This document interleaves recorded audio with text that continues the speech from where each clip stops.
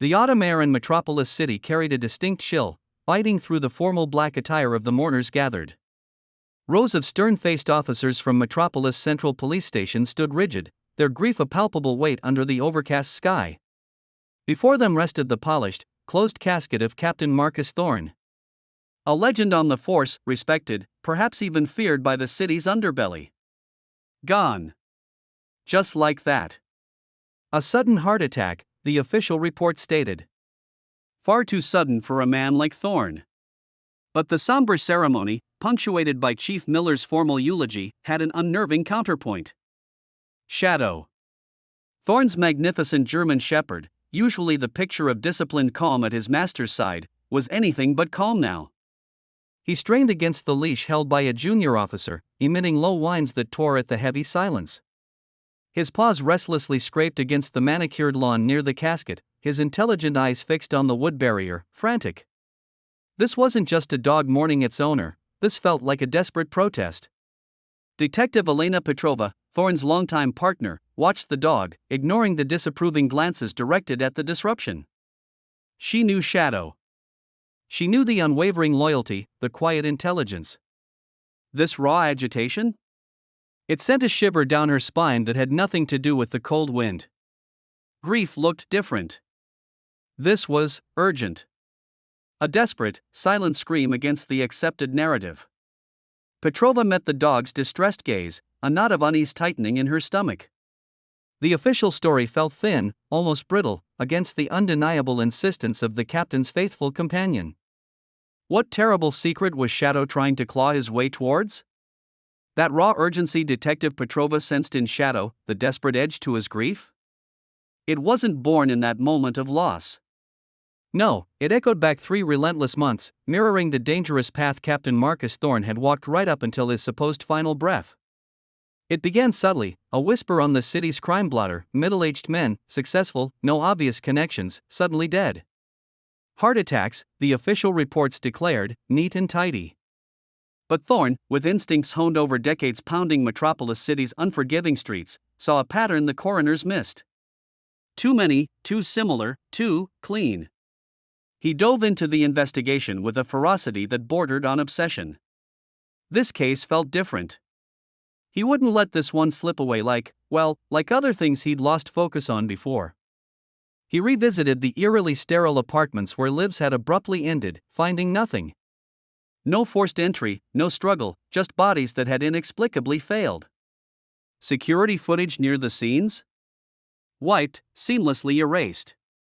It was like chasing a phantom, a ghost leaving behind only perfectly staged natural deaths. The lack of evidence was infuriating, chilling. It pushed Thorne harder, fueled by black coffee and the gnawing feeling that something profoundly sinister was being meticulously covered up. Days blurred into nights under the harsh glow of his desk lamp until finally, a breakthrough. Buried deep in digital archives, cross-referencing old medical records and seemingly unrelated business filings, he found the connection. A single, decade-old clinical trial conducted by the corporate behemoth, Omnicorp. All the victims had participated. Suddenly, the serial murders weren't random, they looked like a terrifying form of corporate crime, a systematic poisoning campaign disguised as tragic coincidence. And at the helm of Omnicorp sat its charismatic, media-darling CEO, Julian Vance. Thorne had only met him once briefly, but remembered the unnerving stillness behind the man's eyes. Could Vance, a titan of industry, be orchestrating these deaths? Following a gut feeling, Thorne traced the trial's roots to a forgotten Omnicorp lab on the industrial outskirts. Inside the decaying building, amidst shattered vials and rusted equipment, he found them, damning documents detailing illegal protocols, dangerous substances administered without consent, and projected long-term cardiac complications. And on the crucial sign-off sheet, bold and undeniable, Julian Vance's signature. Thorne held the proof, the key to unraveling the entire poisoning conspiracy. But staring at that signature, he felt a cold certainty crystallize. He wasn't just holding evidence, he was holding a lit match in a room filled with gasoline. Vance wouldn't go down quietly. He wouldn't go down at all if he could help it. Clutching the files, Thorne knew getting this information back to the precinct had just become the most critical and perilous move of his career. That prickle of danger Thorne felt leaving the decaying lab wasn't just paranoia. He was exposed. Julian Vance, anticipating any threat to his empire, had countermeasures in place. The trap sprung just as Thorne reached the relative safety of his own apartment building's dimly lit street. Two figures detached themselves from the deeper shadows, fast, brutal, efficient. Thorne reacted instantly, years of training kicking in, but they were ready for him. A sharp, searing pain lanced his side, not a weapon, but a needle. Almost immediately, a terrifying weakness washed over him, his limbs turning to lead. An unnatural tightness gripped his chest, mimicking the crushing pressure of cardiac arrest. It wasn't real, yet agonizingly so.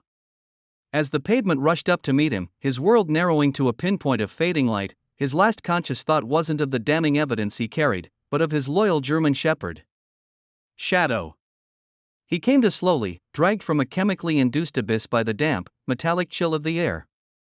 Rough ropes bit into his wrists and ankles, securing him tightly to an unforgiving metal chair. A single, bare bulb swung lazily overhead, casting long, distorted shadows across the grimy concrete walls of a basement. And leaning casually against one wall, impeccably dressed despite the squalor, stood Julian Vance. Captain Thorne, Vance greeted him, his voice smooth as polished ice. Glad you could rejoin us. We were worried the dosage was excessive. Thorne's throat felt like sandpaper. Vance, the trial participants, you murdered them. Vance clicked his tongue. Murder? Such an ugly word, Captain. Let's call it risk management. Those individuals were unfortunate, inevitable casualties of progress. Faulty variables from a decade ago.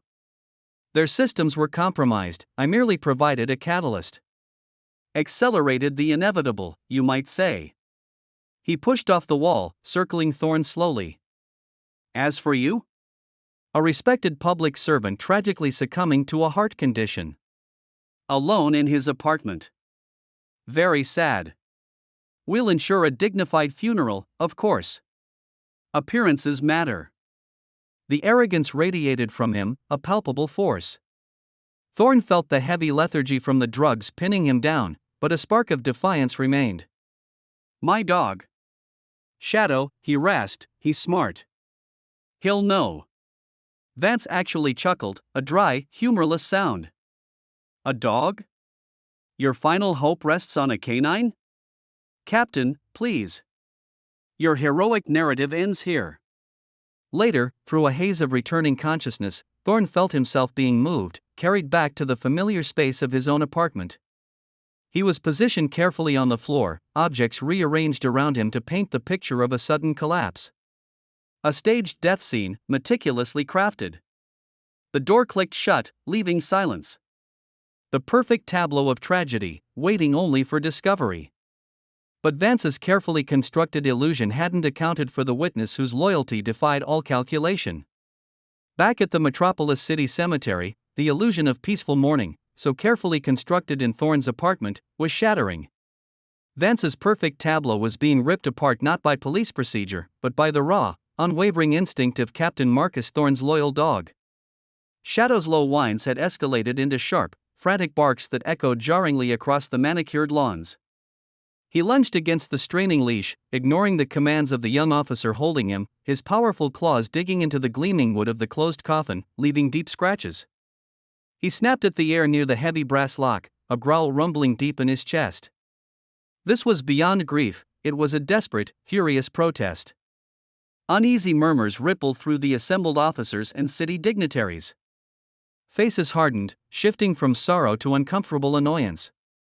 Police Chief Miller, standing near the front, shot daggers with his eyes, his jaw clenched tight. This spectacle was undermining the solemnity, the dignity of the occasion. Detective, Miller muttered curtly to the junior officer, get that dog under control. Now. But before the officer could react further, Elena Petrova stepped forward, her presence commanding quiet attention. Chief, wait, she said, her voice steady despite the tremor she felt inside. She placed a calming hand on Shadow's trembling flank. This isn't just acting out. I knew the captain, sir. I know this dog. Thorne trusted Shadow's instincts completely. What if he's trying to warn us? Miller looked incredulous. Warn us? About what, Petrova? That a coffin is distressing? It's a funeral. His impatience was palpable. Sir, Petrova persisted, meeting his gaze directly. Thorne often said Shadow sensed things people missed. He wouldn't be doing this without reason. Please. Let's just look. She gestured towards the scarred coffin. An uncomfortable silence stretched. The chief wrestled visibly with protocol versus the sheer, undeniable intensity radiating from both the determined detective and the frantic German shepherd. Finally, with an exasperated sigh that ruffled his uniform collar, he gave a sharp nod to the waiting funeral director. All right, Petrova. Against my better judgment. Open it. Quickly. The air grew thick with anticipation. Every eye was fixed on the coffin as two attendants stepped forward, their movements hesitant. The metallic clicks of the latches releasing echoed unnaturally loud in the sudden hush. Slowly, carefully, they began to lift the heavy lid. A collective intake of breath, then, chaos. Stunned gasps erupted, turning into cries of disbelief and horror. Inside the coffin, nestled on pristine satin lining, was not Captain Marcus Thorne. It was a mannequin. Chillingly lifelike, dressed in Thorne's decorated uniform, its painted eyes staring vacantly at the gray sky. A doll. A grotesque effigy. The scene dissolved into pandemonium. Grief instantly morphed into shocked confusion, then dawning suspicion. Chief Miller stood frozen, his face a mask of disbelief turning rapidly to rage. For Petrova, the sight was like a physical blow, stealing her breath. The truth slammed into her with brutal clarity.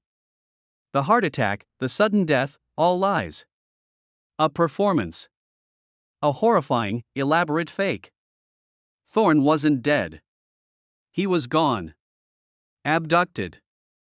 And this funeral? A monstrous diversion. Her training surged past the shock. Secure this area. Her voice cracked like a whip, instantly commanding attention. Nobody in or out. This is a crime scene. Uniformed officers snapped into action, establishing a perimeter. Petrova knelt beside Shadow, who had finally fallen silent but vibrated with tension.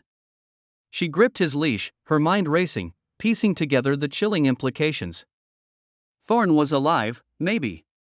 Taken by someone with the power and audacity to stage this macabre theater.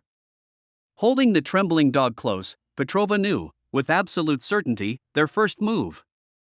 They had to get back to Thorne's apartment. The staged scene of death was now the starting point of a desperate search. Leaving the jarring chaos of the counterfeit funeral behind, Detective Elena Petrova raced back to Captain Thorne's apartment, Shadow pacing anxiously in the back of the squad car. The carefully staged death scene they'd found earlier now felt grotesque, an obscene violation knowing it was a lie designed to cover an abduction, or worse. Forensics was already dusting for prints, cataloging the staged disorder, but Petrova moved through the familiar space with a singular focus, Shadow now glued to her side, his senses seemingly on high alert. It was Shadow, in fact, who nudged his head towards a framed photo knocked slightly askew on the wall. Behind it, scrawled in what looked like desperate haste, were two words: Investigate Vance. Thorne's final, desperate breadcrumb. Julian Vance. The name resonated with the chilling conversation Thorne had relayed just days before about the suspicious string of fatal heart attacks and his growing conviction they were connected to Omnicorp. Back at Metropolis Central, bypassing official channels that felt dangerously slow, Petrova used Thorne's spare key, the one he'd given her years ago just in case, to access his locked office desk drawer. Beneath stacks of mundane case files lay a slim, unlabeled folder. Inside, Petrova's blood ran cold. Victim dossiers. Cross-reference lists confirming every single one had participated in that specific Omnicorp clinical trial a decade prior. Copied documents detailing chemical compounds and their known cardiac side effects. And finally, Thorne's last entry in his personal log, scribbled the night he vanished, Vance is behind this. Poisoning trial witnesses. Found proof at old lab site. Need more. He knows I'm close. Thorne had known the danger, yet walked right into the fire. Armed with the secret file, Petrova briefed a stunned Chief Miller. Warrants were issued immediately, arrest warrants for Julian Vance, search warrants for his penthouse suite and Omnicorp tower. The response was swift and disheartening. Vance had vanished. His home was empty, cleaned out. His private jet had left Metropolis City Airport hours earlier, destination unknown. Gone. Just gone. A sickening wave of despair hit Petrova. Had Vance already disposed of Thorne? Was this investigation now a recovery mission? Doubt gnawed her. Later that night, back in the heavy silence of Thorne's apartment, the weight of the dead ends pressed down. They had proof of corporate crime, of conspiracy, but no sign of Thorne. Where could Vance have taken him? She sank onto the couch, running a hand through her hair, exhaustion setting in. She glanced over at Shadow, who sat watching her with unnerving intensity. Could he possibly? It seemed insane. Then, Shadow stood, stretched, and walked with quiet purpose towards the floor-to-ceiling bookshelf that lined one wall. He stopped before a specific section, looked back at Petrova, and emitted a low, insistent whine, nudging a row of leather-bound classics with his nose. Intrigued, Petrova approached. She ran her hands over the spines, the solid wood. Nothing seemed loose. But Shadow whined again, more urgently this time, pushing his nose against the paneling beside the books. Following his lead, Petrova pressed gently. A faint click, and a section of the bookshelf swung inward, revealing a small, flush-mounted digital safe. Her heart leaped. Thorne, you magnificent, paranoid old fox. The keypad glowed, awaiting input. His birthday? Badge number? Too easy. She tried anniversaries of closed cases, dates she knew mattered to him. Failure. Failure. Frustration mounted. Then, looking at Shadow sitting patiently by her feet, it hit her. Thorne hadn't just rescued Shadow 5 years ago, he celebrated the date like a birthday. May 15th, she whispered, keying in 0-5-1-5. The lock chirped green. The heavy little door swung open. Inside lay only 2 items, a small, encrypted USB drive and a folded piece of paper. Petrova snatched the paper. Coordinates. A location somewhere outside the city limits. The USB presumably held the digital evidence Thorne risked everything for, the final nail in Vance's coffin. Relief warred with a sharp stab of fear. They had the evidence against Vance. They had coordinates. But Thorne himself? Still missing. Still possibly in mortal danger. As Petrova clutched the vital clues, the USB drive heavy in her palm, Shadow suddenly nudged her hand, then trotted towards the apartment door, looking back expectantly. The coordinates pointed to a place, but it seemed Shadow knew the way. The coordinates offered a destination, a point on a map, but it was Shadow's unwavering insistence that truly guided Detective Elena Petrova now. Trusting the German shepherd's inexplicable certainty, trusting the deep bond Thorne had always shared with him, Petrova let the loyal dog lead. He guided her through the sleeping Metropolis City outskirts, navigating deserted industrial roads with an unnerving sense of purpose, finally directing her onto a rough, unpaved track leading towards a desolate, windswept plateau overlooking the city lights far below. And there, silhouetted against the pre-dawn gloom, stood a dilapidated, forgotten warehouse, exactly where the coordinates indicated. Petrova parked the car, engine ticking in the sudden silence. Shadow was already out, nose to the ground, leading her towards the building's large, rusted sliding door. It creaked open ominously under her cautious push. Inside, the air hung cold and thick with the cloying smell of decay and damp concrete. Her flashlight beam sliced through the oppressive darkness, revealing a vast, empty space littered with debris. Shadow moved ahead, tense and low to the ground, then stopped abruptly near the center, letting out a soft, low whine that echoed eerily. Petrova swept her light in that direction and her breath caught. Slumped in a lone metal chair, bound with heavy ropes, was a figure. Stillness. Too still? Captain. She whispered, heart hammering against her ribs as she sprinted across the dirty floor. It was Marcus Thorne. His face was deathly pale, bruised, but as she reached him, she saw the faint rise and fall of his chest. Her trembling fingers found his neck, searching desperately. Yes. A pulse.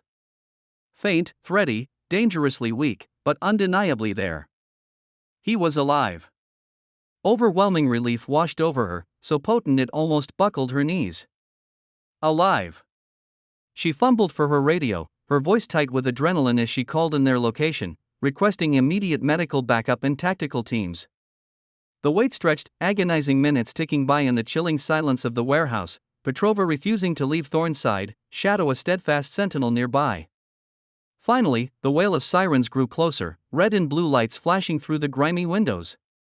Paramedics swarmed in, their movements efficient and urgent as they worked on Thorne, administering oxygen, checking vitals, carefully cutting the ropes. He's heavily drugged, one medic reported grimly to Petrova. Some kind of cardiotoxin, looks like, but maybe not a full dose? Pulse is weak, BP is low, but he's fighting. He might just make it. As they loaded Thorne onto the gurney, Shadow whined anxiously, trying to follow, only relaxing slightly when Petrova knelt and murmured reassurances. The news spread like wildfire through the department: Captain Thorne found alive. Simultaneously, an international manhunt was officially launched for the fugitive Julian Vance, Omnicorp's assets frozen worldwide. 3 days later, in the quiet, sterile environment of a hospital room, Marcus Thorne's eyes fluttered open. He blinked against the unfamiliar light, his gaze unfocused until it landed on Petrova sitting beside his bed. His first word was a hoarse whisper, barely audible. "Shadow?" Petrova smiled, relief flooding her face. "He's right here, Marcus." She opened the door, and Shadow trotted in, tail wagging tentatively.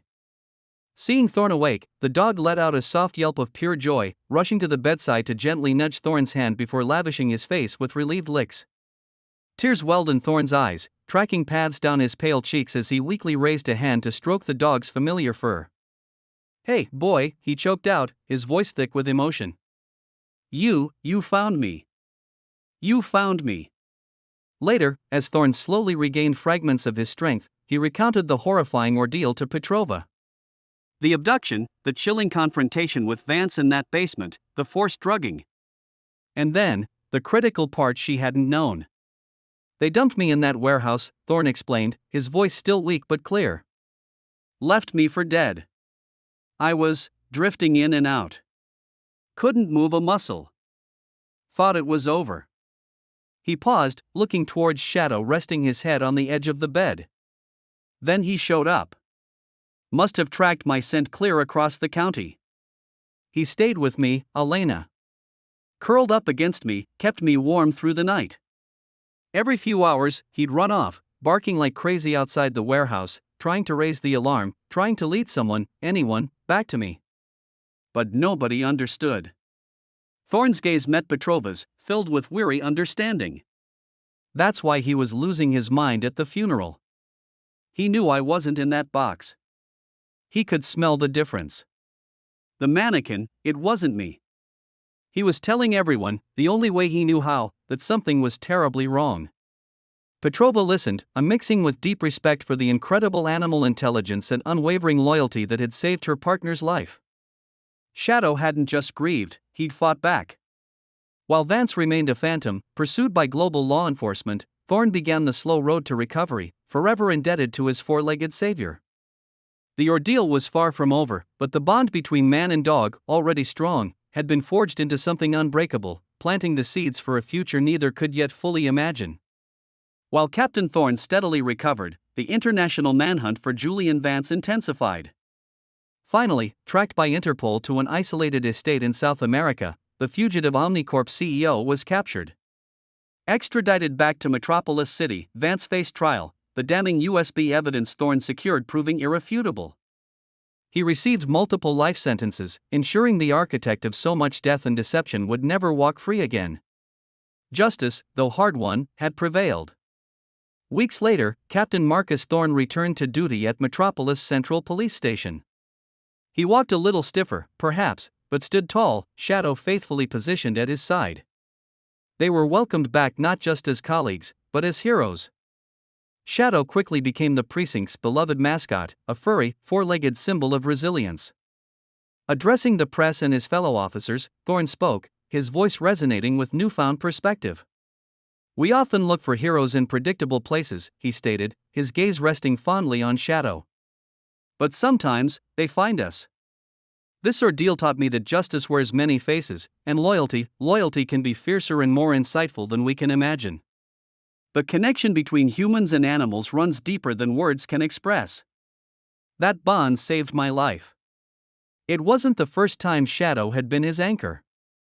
Thorne briefly recalled finding the dog years earlier, a scrawny, neglected stray near an old case file warehouse. Taking him in during a dark period after a painful breakup, Thorne had intended only to foster him. But the quiet intelligence and unconditional affection from Shadow had slowly mended pieces of his own fractured heart long before the kidnapping.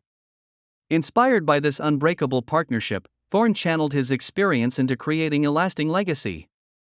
He spearheaded a new initiative, partnering with city shelters to identify and train promising rescue dogs for the MCPD's K9 unit. These dogs deserve a second chance, Thorne announced, Shadow watching him intently. They have so much potential, so much loyalty to give. We just need to see it. The project became a beacon of hope, a testament that courage and dedication can emerge from the unlikeliest of beginnings, proving that sometimes, the deepest wounds can lead to the most profound purpose.